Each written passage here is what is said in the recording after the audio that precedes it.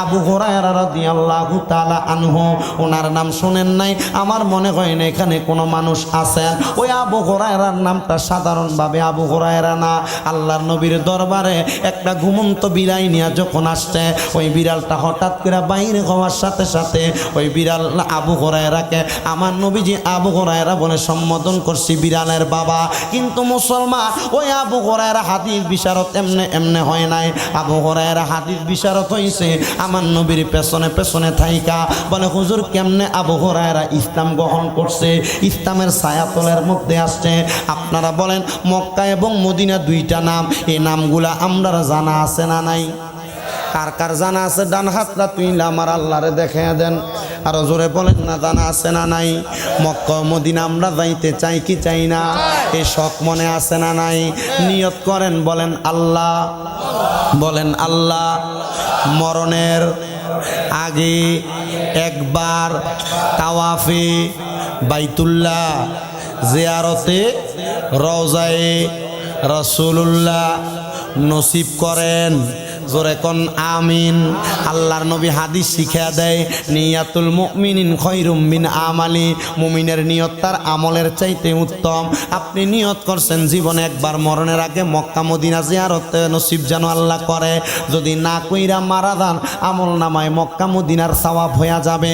এবার আসেন বাবারা, ওই মক্কা এবং মদিনার মধ্যবর্তী জায়গা থেকে হযরত আবু হুরায়রা মদিনা শরীফের মধ্যে মক্কা শরীফে আগমন করলেন।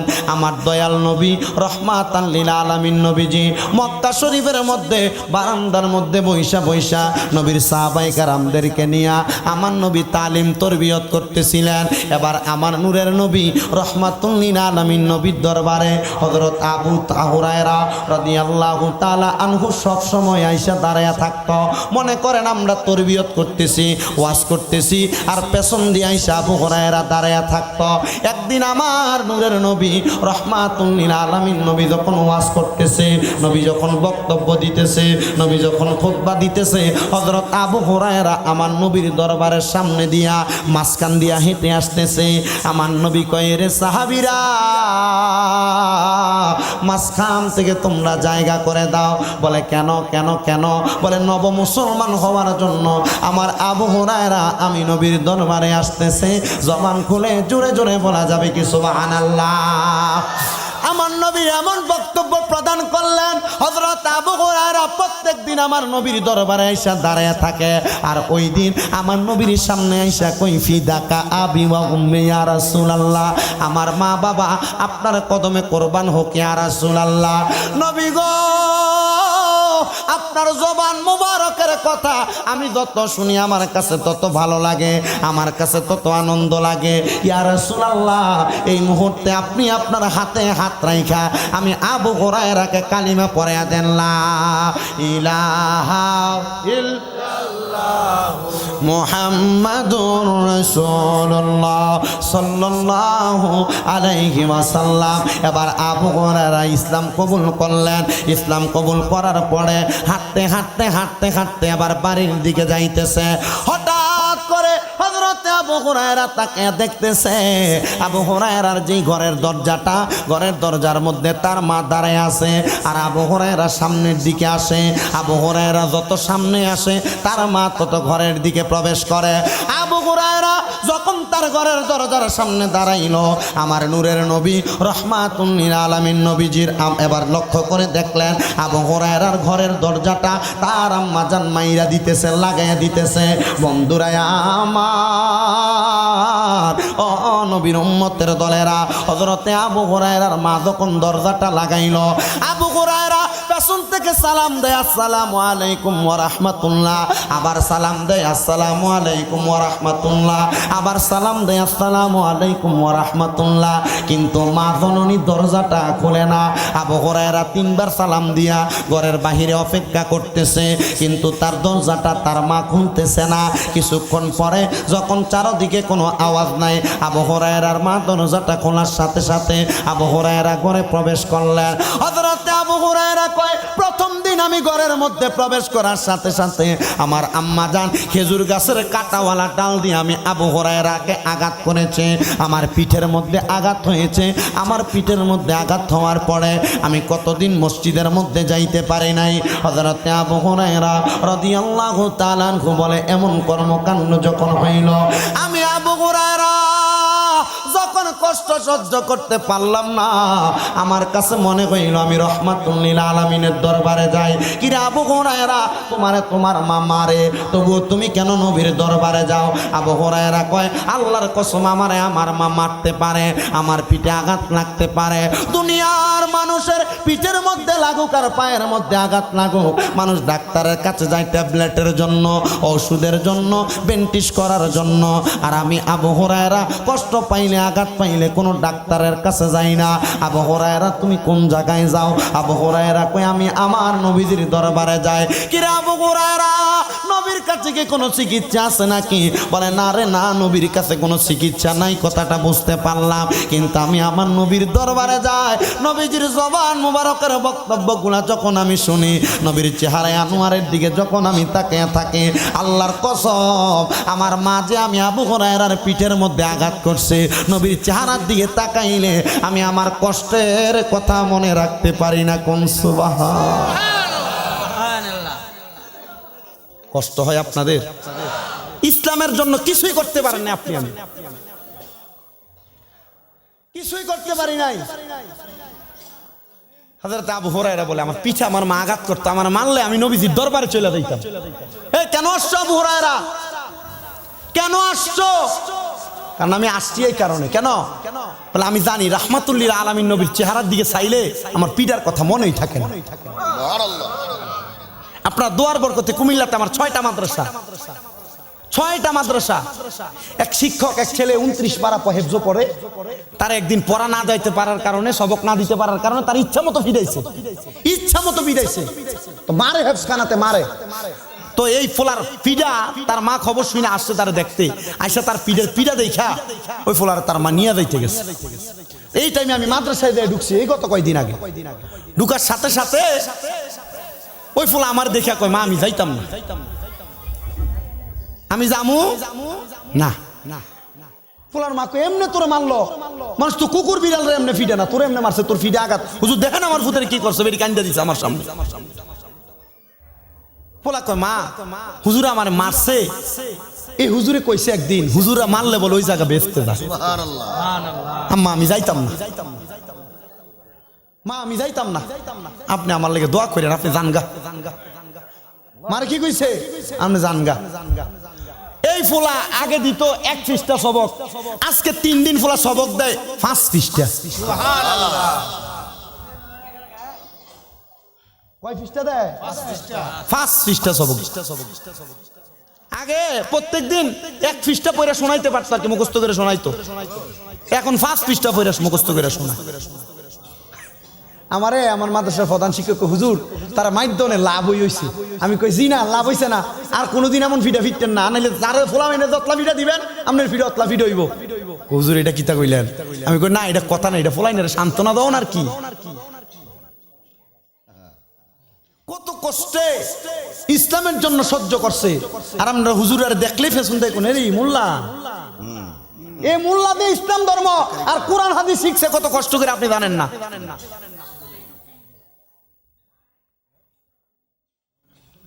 হযরত আবু হুরায়রা রাহমাতুল লিল আলামিন নবীর দরবারে চলে আসতেন, ইয়া রাসূলুল্লাহ, ও মায়ার নবী, নবী গো, আপনার চেহারার দিকে চাইলে আমার মায়ের কথা মনে থাকে না।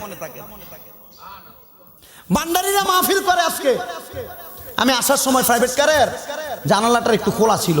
ইরি ইরি ভান্ডারী কি বইডি, ভান্ডারীরা ইসলামের জন্য যা করছে তুমি কতটুকু করছো করে দেখাও। তুমি কিছু দেখো নাই? গৌসুল আজম মাইজ ভান্ডারীর কিছু দেখো নাই তুমি? ওনাদের বেলায়েতের যে একটা পাওয়ার আছে, ওই পাওয়ার দ্বারা ওনারা হিন্দুদেরকে ইসলামের মূল পাওয়ারের মূল আঙ্গিনায় আনছে, ইসলামের মূল আঙ্গিনায় আনছে।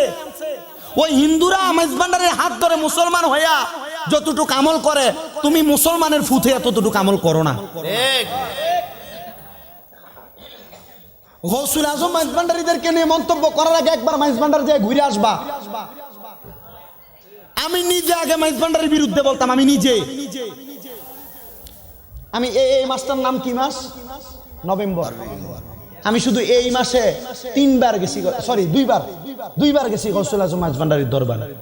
এই মাসে এই নভেম্বর, শুধু নভেম্বর মাসে 2 বার গেছি। এই যেদিন তুফানে ফাড়াই লেগেছে সারা দেশে, আমি ওই দিন মাইজ ভান্ডারের দরবারে ওই হাটহাজারী মাদ্রাসার পশ্চিম দিক দিয়া ওই না আমার মাহফিল ছিল, রঙ্গিপাড়া বলে ওই মসজিদে। আমি দরবার জিয়ারত করে ওইখানে মাহফিলে চলে গেছি। কারণ ওনাদের আলাদা একটা পাওয়ার আছে।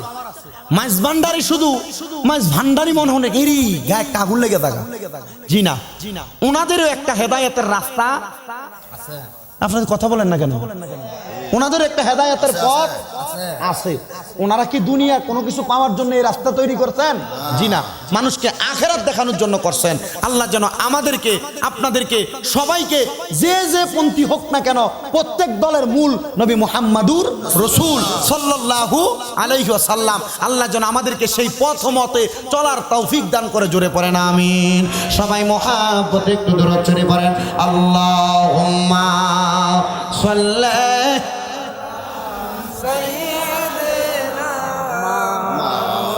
পানি আছে, পানি।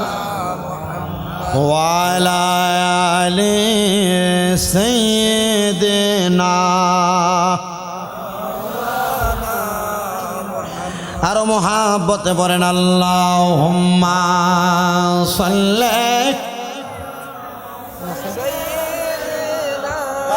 মাওলানা মুহাম্মদ ওয়ালা আলি সাইয়্যিদিনা।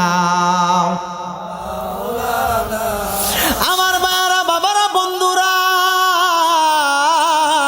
শ্রীনগরের বাবারা, এবার মনোযোগ দিয়ে শুনবেন। হযরত আবু হুরায়রাকে তার আম্মাজান বারবার আঘাত করে। তার আম্মাজান যতবার মারে রহমাতুল লিল আলামিন নবীর দরবারে আসে। নবী রহমাতুল লিল আলামিন নবীর দরবারে আইসা চোখের পানি পালায়া পালায়া কান্না করে। আমার নবী যখন দেখে হযরতে আবু হুরায়রা কান্না করে, কিন্তু একদিন হযরতে আবু হুরায়রার আম্মাজান পেটের মধ্যে যখন আঘাত করলেন, ওই দিন অন্য দিনের তুলনায় আবু হুরায়রারে বেশি আঘাত করছে। আর আবু হুরায়রা আঘাত পাইয়া আমার নবীর দরবারে চলে আসছেন। আবু হুরায়রা প্রতিদিন আমার নবীর দরবারে আসতেন, কথা সত্য, এমন ভাবে কোনোদিন কান্না করে নাই। ওই দিন হযরতে আবু হুরায়রা চোখের পানিগুলা পালায়া পালায়া টপ টপ করে ছেড়ে দিয়ে কান্না করে। আর আমার নবী জিজ্ঞাসা করে, কিরে আবু হুরায়রা, কেন এমন ভাবে কান্না করো? তোমার কান্নার কারণ জানতে চাই। আবু হুরায়রা কয়, ইয়া রাসূলুল্লাহ, আমার মা তো আমারে প্রত্যেক দিন পিঠে আঘাত করে, আপনি জানেন। নবী আমার কয়, ও আবু হুরায়রা, প্রত্যেক দিন তোমার মা তোমার পিঠে আঘাত করে, তুমি এই জন্য কান্না করো। দেখি আজকে তোমার মা বুঝি তোমার বেশি আঘাত করেছে। তাকে দেখতেছে সাহাবায়ে কেরাম আবু হুরায়রার পিঠের কাপড় তুইলা দেখতেছে। আবু হুরায়রার পিঠ বায়া বায়া বায়া রক্ত পড়তেছে। এবার সাহাবায়ে কেরাম জিজ্ঞাসা করে, ও আবু হুরায়রা, পিঠের আঘাত সহ্য করতে না পাইরা বুঝি তুমি এমন ভাবে কান্না করো? হযরত আবু হুরায়রা কয়, হ্যাঁ, আমি এই জন্য কান্না করি। বলে, কান্না কইরো না, কান্না কইরো না রে আবু হুরায়রা। যখন এই কথা বললেন, আবু হুরায়রার কান্নার স্পিড আরো বেড়ে গেছে। ইয়া রাসূলুল্লাহ, আমি আমার বেতার জ্বালা সহ্য করতে না পাইরা কান্না করি না। আবু হুরায়রা, কান্না কেন করো তোমার কাছে আমি জানতে চাই। আবু হুরায়রা কয়, ইয়া রাসূলুল্লাহ, আপনি কত মানুষের জন্য দোয়া করেন, গরিব মানুষের জন্য দোয়া করেন, নিজের হাদিয়া দিয়া, নিজের তোয়ালে বিক্রি কইরা, আপনার চাদর বিক্রি কইরা। হযরত আবু হুরায়রা কয়, আপনি কাটুরিয়াকে কাট কাটার জন্য কুড়াল কিনা দেন। ও মায়ার নবী দোয়া করেন, সে যেন টাকাওয়ালা হয়ে যায়, সে যেন মালিক হয়ে যায় বড় বড় সম্পদের। ও গো নবীজি, আপনি সবার জন্য দোয়া করেন, কিন্তু আমার মা যে ইসলাম গ্রহণ করে না, মুসলমানদেরকে দেখতে পারে না, আপনি নবী তো একটা বার আমার মার জন্য দোয়া করেন না। আমি আবু হুরায়রা সেই কষ্টে কান্না করি। আমার নূরের নবী রাহমাতুল লিল আলামিন নবীজি এই কথা শোনার সাথে সাথে আল্লাহর দরবারে হাত রাতুইনা দোয়া করে, আল্লাহুম্মা ইহদি, ও আল্লাহ, আপনি তার মাকে হেদায়াত নসিব করেন। আমার নবী যখন দোয়া করলেন, আবু হুরায়রা নবীর সামনে বসা, নবী দোয়া করার সাথে সাথে আবু হুরায়রা আমার নবীর সামনে থেকে উইটে একটা দৌড় মারছে, দৌড়। আমার নবী জিজ্ঞাসা করে, এ আবু হুরায়রা কেন দৌড়ে চইলা যায়? সাহাবায়ে কেরাম পেছন দিয়া হযরত আবু হুরায়রারে আটকাইলেন। এ আবু হুরায়রা, আবু হুরায়রা কেন চইলা যাও? নবীকে বললা তোমার মায়ের জন্য দোয়া করার জন্য। নবী তো দোয়া করেছে, আবু হুরায়রা তুমি কেন বারবার কান্না করো আর দৌড়ে চইলা যাও? বেতার জ্বালা বুঝি আর সহ্য হয় না, এই জন্য বুঝি তুমি দৌড়ে পালাইয়া যাও? আবু হুরায়রা কয়, এ সাহাবায়ে কেরাম আমি এই জন্য দৌড়ে চইলা যাই না। বলে কেন দৌড়ে চইলা যাও? আমি তাড়াতাড়ি বাড়িতে যাইতেছি, আমি যাইয়া দেখবো আমি আবু হুরায়রা আগে বাড়িতে যাই না রাহমাতুল লিল আলামিনের দোয়া আমার বাড়িতে আগে যায়। নারায়ে তাকবীর, নারায়ে রিসালাত, নারায়ে গাউসিয়া, হযরত মাওলানা শামীম রেজা আল কাদরী সাহেব। আবু হুরায়রা ঠিক নবীর সামনে বসা ছিলেন। যখন নবী দোয়া করছে উইটা চালু মারছে, হঠাৎ দৌড় মারছে। সাহাবায়ে কেরাম সামনে আটকে ধরতে, এই আবু হুরায়রা যাও কই? ব্যথা সহ্য করতে পারো না, ভাল লাগতেছে না এই জন্য চলে যাও। জি না। কেন যাও? বলে আমি চলে যাচ্ছি, আমি দৌড়ে বাড়িতে যেয়ে দেখবো রাহমাতুল লিল আলামিনের দোয়াটা আমার বাড়িতে আগে গেছে নাকি আমি আবু হুরায়রা আগে বাড়িতে গেছি। জোরে কোন সুবহানাল্লাহ। রহমতে আলমে নবী নূরে মুজাসসাম, রহমতে সাম সাহাবীরা আতর বানাই ওই নবীজির ঘাম মোবারক, সাহাবীরা গাম বলেন রহমতে আলম নবী নূরে মুজাসসাম, রহমতে সাম সাহাবীরা আতর বানাই ওই নবীজির ঘাম মোবারক, মুজাসসাম সাহাবীরা আতর বানাই ওই নবীজির ঘাম মোবারক, সাহাবীরা আতর বানাই ওই নবীজির ঘাম। একটা জবানও বন্ধ রাখবেন না, জবান খুলে উচ্চ কণ্ঠে জোরে জোরে বলেন আল্লাহু আকবার। বন্ধুরা আমার, হযরত আবু হুরায়রা যখন এবার বাড়ির সামনে আসলেন, প্রতিদিনের মতো আবু হুরায়রা সামনের দিকে আগাইয়া দেখতেছে তার মা তার জন্য প্রত্যেক দিন দরজা বন্ধ করে ফেলে। কিন্তু ওই দিন আবু হুরায়রা যত সামনে আসে তার মা দরজার দিকে তাকায় দাঁড়ায় দাঁড়ায় আছেন, আর আবু হুরায়রার দিকে তাকায় তাকায় মুস্কি মুস্কি হাসে। আবু হুরায়রা নিজে বর্ণনা করে, আমি তাকায় দেখলাম গো আমার মা আমার মায়ের ভিজা চুলগুলা মুছতেছে মুছতেছে। কি মুছে? ভিজা চুলগুলা মুছতেছে। আমি আমার মায়ের দরজার সামনে গেলাম, আমি সালাম দিয়ে আসসালামু আলাইকুম ওয়া রাহমাতুল্লাহি ওয়া বারাকাতুহু। কিন্তু আমরা মুসলমানদের কেমনে সালাম দেই? আবু হুরায়রা কে আমি আমার মার দরজার সামনে এসে সালাম দেই, আসসালামু আলাইকুম ইয়া মানিত্তাবা আলাল হুদা। কাদেরকে দেয়? যদি কোনো মজলিসের মধ্যে হিন্দুও থাকে ওই জায়গার ভিতরে সালাম দেয়। এমনিতে হিন্দু এবং মুসলমান থাকলে হেদায়েতের জন্য দোয়া করে এমনি সালাম দেয়। আবু হুরায়রা কই প্রত্যেক দিন আমি এভাবে সালাম প্রদান করি। ও বন্ধুরে, ও নবীর উম্মতের দল, আশিক রাসূল ভাই বাবারা, বন্ধুরা, পর্দার অন্তরালের আমার মা বোনেরা, ওই দিন আবু হুরায়রার মা আবু হুরায়রারে আর মারে না, আবু হুরায়রারে আর আঘাত করে না, আবু হুরায়রার শরীরের মধ্যে মারার জন্য কোনো চেষ্টা করে না। আবু হুরায়রার মা তাকে দেখতেছে। আবু হুরায়রা যখন ঘরের মধ্যে প্রবেশ করেছে, হযরত আবু হুরায়রা ঘরে প্রবেশ করার সাথে সাথে আবু হুরায়রা কয়, মা হে আমার এই কিশোরগঞ্জ জেলার অন্তর্গত ভৈরব থানাধীন আশেকানে গাউসুল আজম মাঝ ভান্ডারীর উদ্যোগে পবিত্র ঈদে মিলাদুন নবী সাল্লাল্লাহু আলাইহি ওয়াসাল্লাম ও বাৎসরিক ফাতিহা মাহফিলে আগন্তুক আমার শ্রীনগর এবং আশেপাশে এলাকার ভাই বাবারা, বন্ধুরা, পর্দার অন্তরালের মা বোনেরা, আপনারা যারা যারা মাইকের আওয়াজ শুনতেছেন আপনারা মনে মনে উত্তর দিবেন। এখানে যারা বসলেন আপনারা জবান খুলে উত্তর দিবেন। যাদের জবান আছে তাদের কাছে আমার দাবি আছে, যাদের জবান নাই তাদের কাছে আমার কোনো দাবি নাই। আপনারা মোহাব্বতের আওয়াজে বলেন, আমাদের জবান যিনি দিছে তিনার নাম কি? জোরে কোন তিনার নাম কি? ওই আল্লাহরে আল্লাহ বইলা ডাক দিলে লাভ আছে না নাই? তাহলে ডান হাত তুলে উচ্চ কণ্ঠে জোরে ডাক দেন আল্লাহ, আর মোহাব্বতের আওয়াজে ডাক দেন আল্লাহ। এবার দুইটা হাত তুলা কোন ইয়া রাসূলুল্লাহ, আর মায়ার সুরে পড়েন ইয়া রাসূলুল্লাহ, এবার উচ্চ কণ্ঠে পড়েন ইয়া ওলি আল্লাহ। ওরে তুমি তো মালিকুল কাদির, আরে বানাও কত বাদশারে ফকির, এসবে তোমার কুদরতের পার, বলেন এসবে তোমার কুদরতের দান। আল্লাহ পরওয়ার গুনাহ খাতা মাফ করো আমার, কন্যা গুনাহ খাতা আল্লাহ পরওয়ার গুনাহ খাতা মাফ করো আমার, কন্যা গুনাহ খাতা আল্লাহ পরওয়ার গুনাহ খাতা।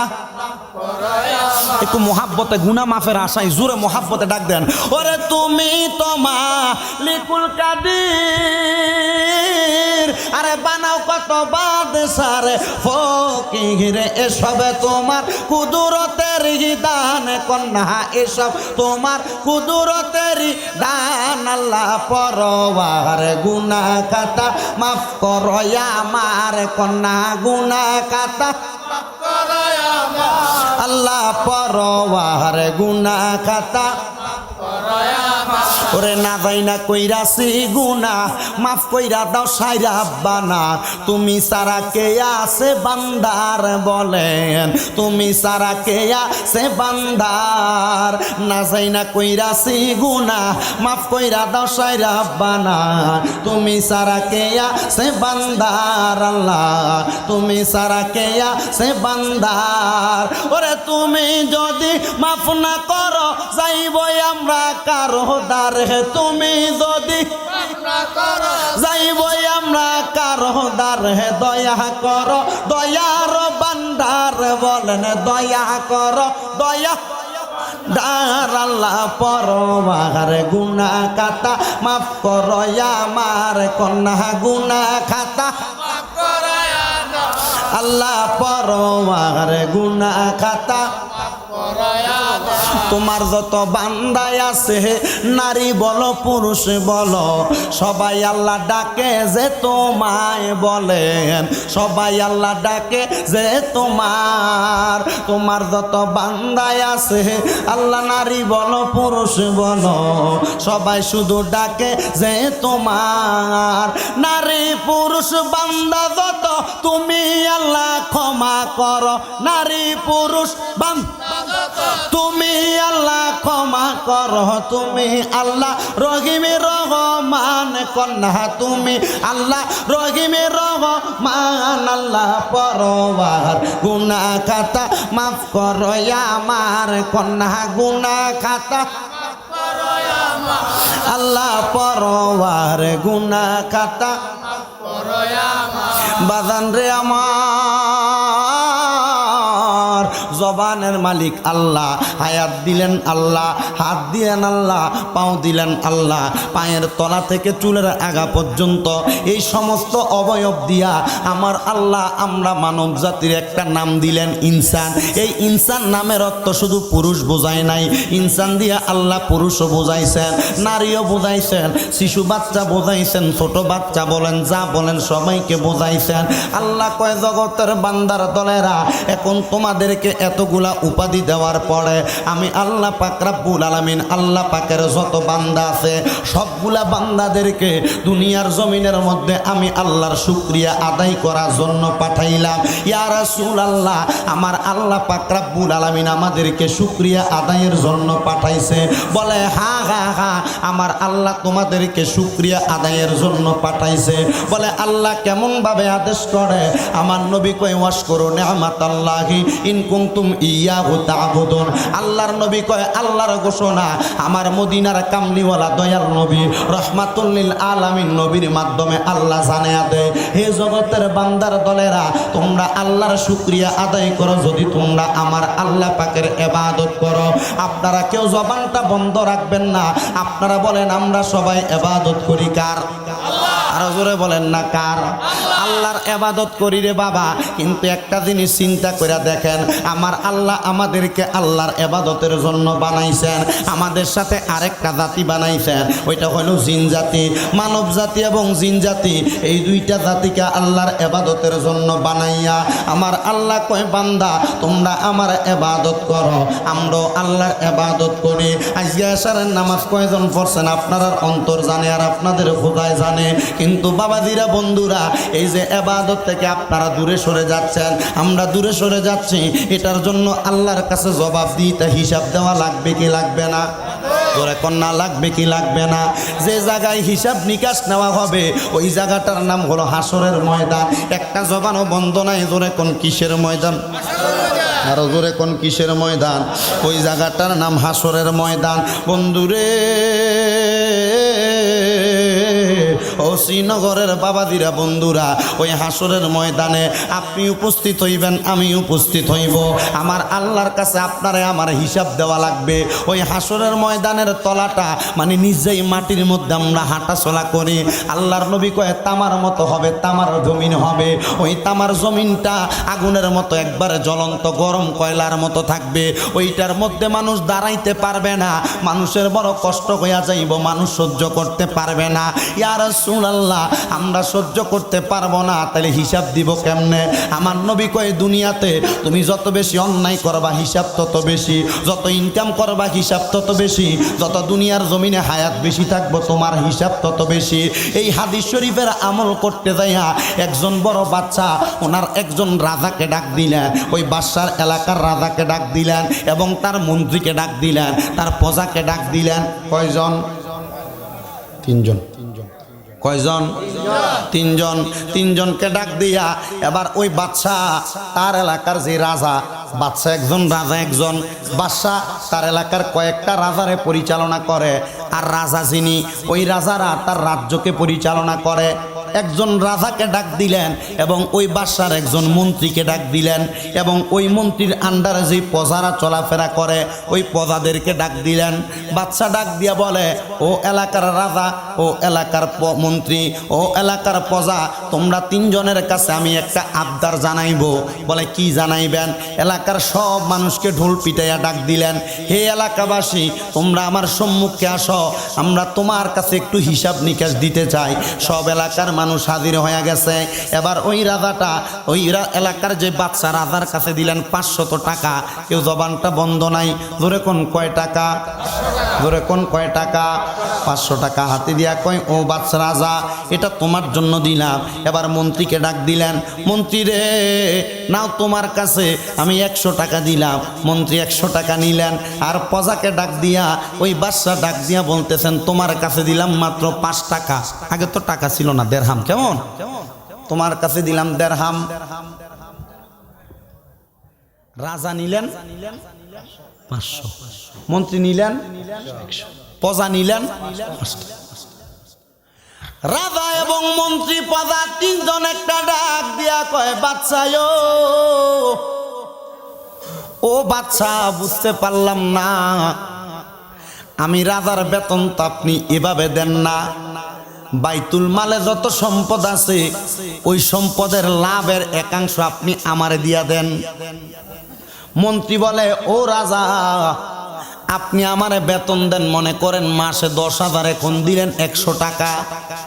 প্রজা বলে, হুজুর আপনার এলাকার জমিন আমি চাষ করি, চাষ করার পরে খাবার দেন, সাথে আপনি আমারে মাসে মাসে কয়েক হাজার দেড়হাম দেন।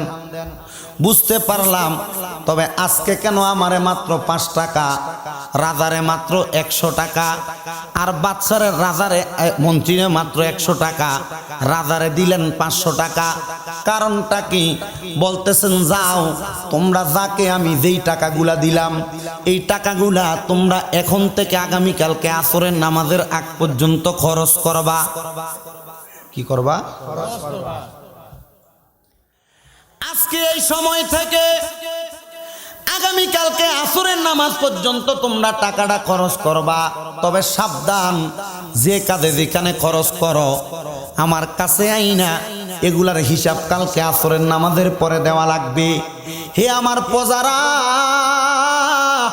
আগামীকালকে যখন তারা আমার কাছে হিসাব দিব, তোমরা আমার হিসাবটা দেখবা, সবাই তোমরা হাজির থাকবা। একটা লোকও যদি হাজির না হয় তার পিঠের চামড়া থাকবে না। এমন ভাবে রে বাবা, ওই রাজাটা যখন 500 টাকা পাইলেন, আনন্দের সাথে সারা দিনের জন্য খরচ করতে লাগলেন। স্ত্রী পুত্র সন্তান নিয়ে খরচ করলেন 500 দিরহাম। খরচ করার পরে পরের দিন বিকালবেলা মন্ত্রীও খরচ করলো 100 টাকা। পরের দিন বিকালবেলা ওই পদও খরচ করলো মাত্র 5 টাকা। আমরা তো আল্লাহর বান্দা, আল্লাহর কাছে আপনার হিসাব দেওয়া লাগবে। নবীর ওই হাদিসের আমল করতে যাইয়া ওই বাদশা এবার ডাক দিলেন সবাইকে। ডাক দেওয়ার পরে বড় একটা চুলার মতো চুল্লি বানাইছে, একটা তাওয়া বানাইছে। তাওয়া পরোটা বাজেন আপনার এলাকায়, এটা কি কোন আপনারা? তাওয়া না? তাওয়া বানাইছে। তাওয়া, ওই তাওয়াটা বানাইয়া ডাক দিয়া কয়, এ বাদশা, এই তাওয়া কেন বানাইলেন? মানুষ তোমরা শোনো, রাজাকে দিছিলাম কত? বলে 500 টাকা। বলে মন্ত্রীকে দিলাম 100, পদারে দিলাম মাত্র 5 টাকা। শোনো রে, এই তাওয়াটা আমি বানাইছি, কে কত টাকা কেমনে কিভাবে খরচ করছে? এই তাওয়ার নিচে আগুন দাউ দাউ করে জ্বলবে। এই তাওয়ার উপর দাঁড়াইয়া দাঁড়াইয়া আমার রাজাও হিসাব দিবে, মন্ত্রীও হিসাব দিবে, পদও হিসাব দিবে। এবার রাজা ডাক দিয়া কয়, বাদশা আমি হিসাব দিতে পারবো না। বলে না, হিসাব দেওয়া লাগবে। না, তুমি হিসাব দেওয়া লাগবে, গতকালকেই তুমি ওয়াদা করে গেছো। বলে হ্যাঁ, ওয়াদা করছি। যাও তুমি যে তাওয়ার উপরে দাঁড়াও। জ্বলন্ত তাওয়ার মধ্যে রাজা প্রথম পাওটা লাগার সাথে সাথে তার পায়ের তলাটা ঝলসায়া গেছে, দ্বিতীয় পাটা রাখার সাথে সাথে তার দ্বিতীয় পাটা ঝলসায়া গেছে। বন্ধুরে আমার, এই যখন তার পাওটা ঝলসায়া দেয়, রাজা এবার কাইতিয়া নিচে পড়ছে, হিসাব দিতে পারে নাই। মন্ত্রী যখন দাঁড়াইলো 100 টাকার হিসাব দেওয়ার আগে তার পাটা ঝলসায়া গেছে। এবার আসছে পদার পালা, তার কাছে মাত্র 5 দিরহাম ছিল, এটা দিয়া কোনো কিছুই করতে পারে নাই। বাদশা দিছে, ওই বাদশার পাওয়ার টাকাটা সে তার কাছে হেফাজত করে রাইখা দিছে।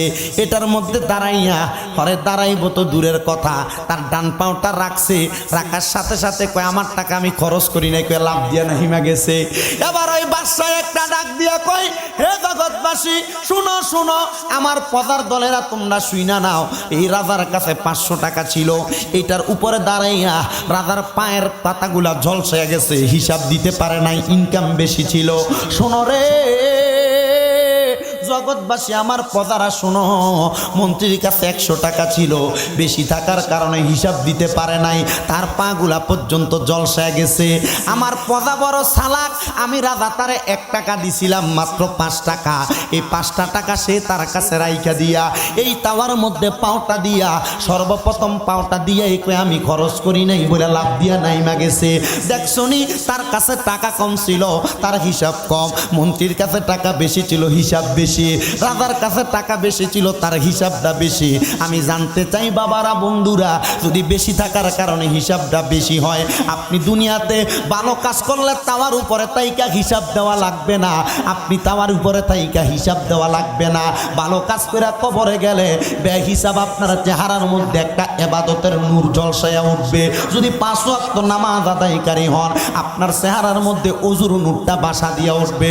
যদি আপনি আল্লাহর ইবাদতকারী সাজদাকারীগণ ওয়ারকাউ মা'আর রাকিনের অন্তর্ভুক্ত হন, রুকুকারীর সাথে রুকু দিয়া তাকান, আপনি কবরে গেলে আপনি ইমানদার পরিচয় দেওয়া লাগবে না। ইয়া রাসূলুল্লাহ, ইয়া হাবিবাল্লাহ, নবী গো, আপনি বলেন না কেন পরিচয় দেওয়া লাগবে না? আমার নূরের নবী রহমাতুল লিল আলামিন নবী আমার ডাক দিয়া কয়, উম্মত রে, কেন পরিচয় দেওয়া লাগবে না? শোনো শোনো শোনো নবী গো। কেন গো? কয়, তুমি যে নামাজ আদায় করছো, ওযু বানাইছো, তোমার চেহারার মধ্যে এমন একটা নূরের তাজাল্লি দেখা যাবে, তোমার চেহারার মধ্যে তুমি ইমানদার, তোমার চেহারায় বলে দিবে। আমি জানতে চাই, শ্রীনগরের বাবারা, আমরা ইমানদার, আল্লাহর কাছে আমরা পরিচয় দেওয়া লাগবে না।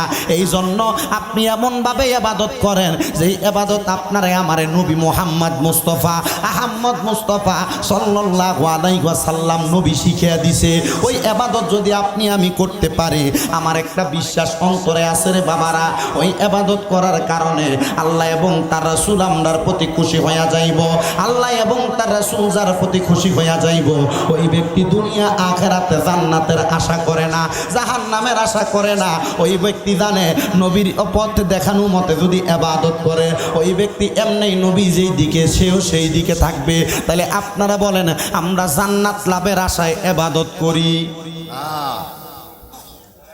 না নবী পাওয়ার আশায় ইবাদত করি বলেন বলেন ঠিক আছে না নবী পাওয়ার আশায় ইবাদত এই জন্য একজন আশেক সুরে সুরে বলছে